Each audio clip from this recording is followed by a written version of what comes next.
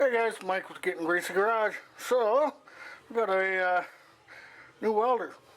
So, I guess this is kind of a tool review video. I don't really do these other than to give my opinion. I'm not going to show you how it welds or anything like that because I'm not a professional welder.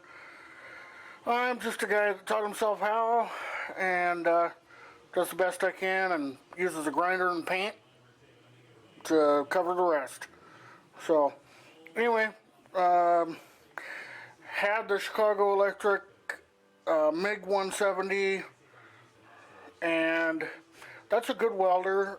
It's a little tough to use for sheet metal. It's not adjustable enough, and it just wasn't working out.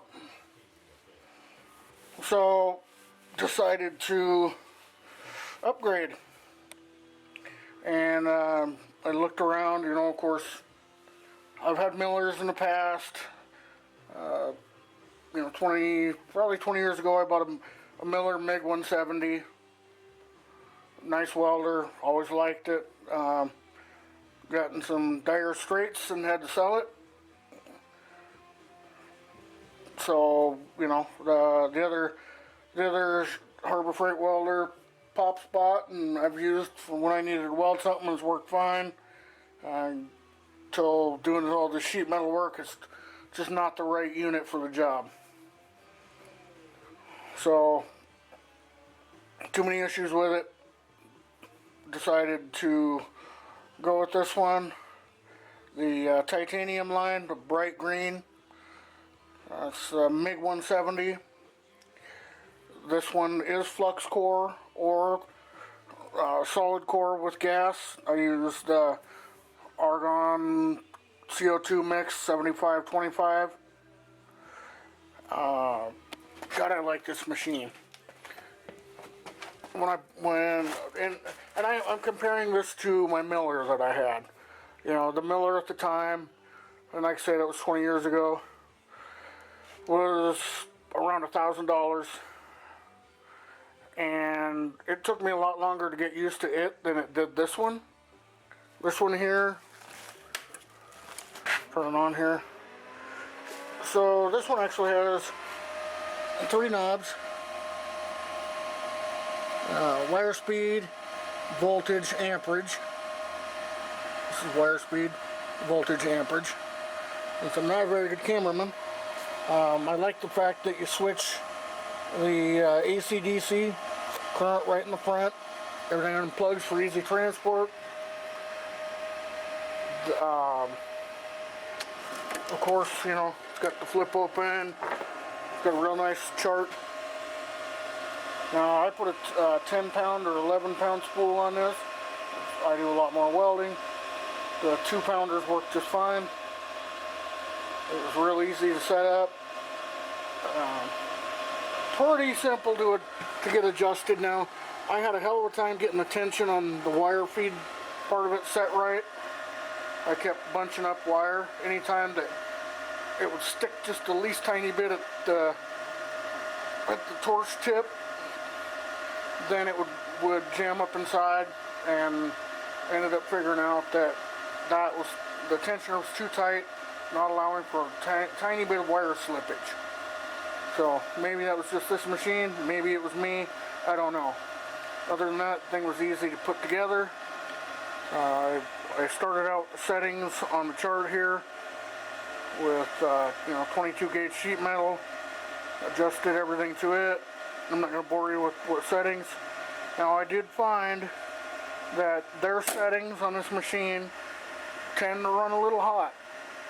So I backed everything down for my preference.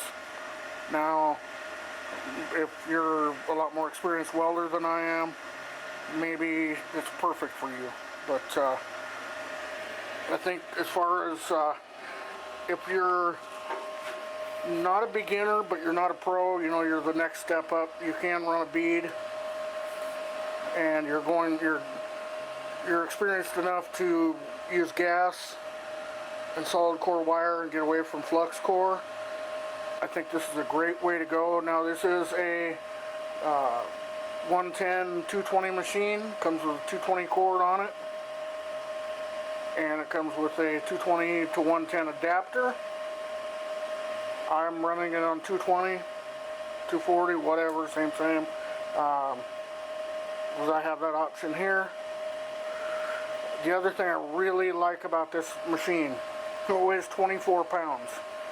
And this thing's nothing to just pick it up and go.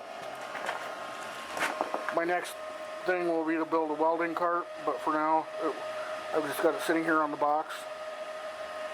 The leads are both nice quality.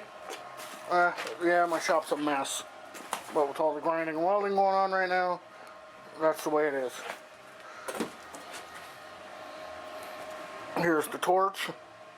Now there's a setting on the face of the machine for 2-touch or 4-touch for the lead. And I keep it to 2-touch, squeeze it, pull the trigger and it welds, let up and it stops. 4-touch is pull the trigger, weld until you decide to stop, then squeeze the trigger again. Nice welding clamp.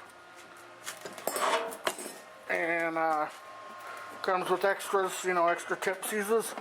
As best as I can tell, the standard tips and stuff like my Miller did. So that's a nice part as far as consumables. This is a patch panel that I'm doing with it.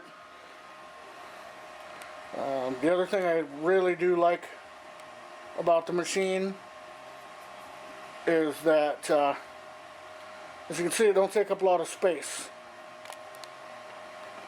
I paid $5.69 for that, and got like a little bit of a discount from the Inside Track Club and all that stuff. I don't really get into all that, but dollar for dollar, it's a nice machine, and it's exactly what I need. I don't need any bigger of a machine. And I think, like I said, if you're upgrading from just the basic flux core machine, this is a good way to go. You can weld heavier stuff with it, 1/4-inch plate, stuff like that. Being the amperage that it is, it will handle quite a bit. So, yeah, anyway, that's my Harbor Freight Welder review of the titanium MIG 170. Anyway, thanks for watching. Thanks for subscribing. If you haven't, please do. Ring the bell for notifications. If you have any questions, comments, you know where to leave them, and I'll do my best to answer them. Thanks.